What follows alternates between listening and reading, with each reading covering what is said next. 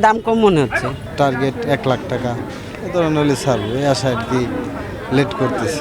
রাত পোহালেই ঈদুল আজহা, কিন্তু আগের রাত, এই রাতেও কিন্তু এখন চলছে জমজমাট বেচা কিনা। ক্রেতা বিক্রেতা এখনও কিন্তু দামাদামি নিয়ে ব্যস্ত। পশুহাটের এখনও কিন্তু ক্রেতা বিক্রেতা দামাদামি করে চলছে এবং উৎসবের আমেজের মধ্য দিয়ে কিন্তু এই রাতেও চলছে বেচা কিনা। আমি এই মুহূর্তে আছি ফরিদপুর শহরের ট্যাপাখোলা যে গরুর হাট, সেই গরুর হাটে এই রাতের চিত্র দেখাবো আজ আপনাদের। এবং এই রাত্রে যে বেচা কিনা চলছে সেই বেচা কিনার এবং ক্রেতা বিক্রেতার সাথে আমরা কথা বলবো এবং জানাবো আপনাদের এই ঈদের আগের রাত্রের যে সর্বশেষ পশু কেনা বেচার হাটের চিত্র সেটি। 1.5 লাখ টাকা গরুর দাম করে 1,20,000 টাকা। যে টাকাতে কিনছি সেই টাকা আমরা বেচতে পারি না।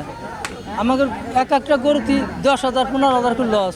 রাত হয়ে গেছে, বেচতে পারি না এখনো গরু। রাত হয়ে গেছে, তারপরেও দেখতেছি গরু কিছুক্ষণের মধ্যেই আমরা কিনে ফেলবো ইনশাআল্লাহ। আমরা যে আইডিয়া করছি এটা ওজন হবে প্রায় 3 মণ। দাম চাচ্ছি ধরেন 85,000 হইলে ছাইড়ে দিব।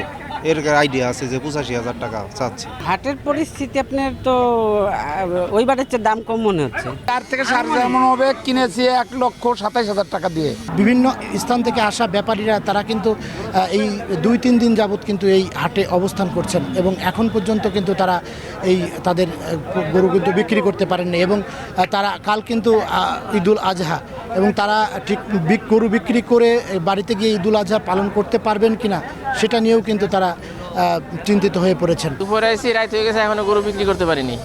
দুটার দাম হয়েছে কত? দুটোর দাম ওই ভাঙ্গে কয়, লাখ ভাঙ্গে এখন আরো কম কয়। 1,05,000 টাকার মতো দাম চাইছি। আপনার দাম হয়েছিল 80-85,000 টাকা। আমাদের টার্গেট 1 লাখ টাকা এ ধরনের হলে ছাড়বো, এই আশা আর কি লেট করতেছি। এই বেশি দামে গরু বিক্রি করার আশায় তারা এখনও কিন্তু অপেক্ষা করছেন এবং আগামীকাল তারা পরিবারের সাথে ঈদ করতে পারবেন কিনা এ নিয়েও কিন্তু তারা দুশ্চিন্তায় রয়েছে। দরদাম এবং উৎসবের আমেজে রাতেও কিন্তু চলছে এই পশুর কেনাবেচা। শিকদার সজল, সময় সংবাদ, ফরিদপুর।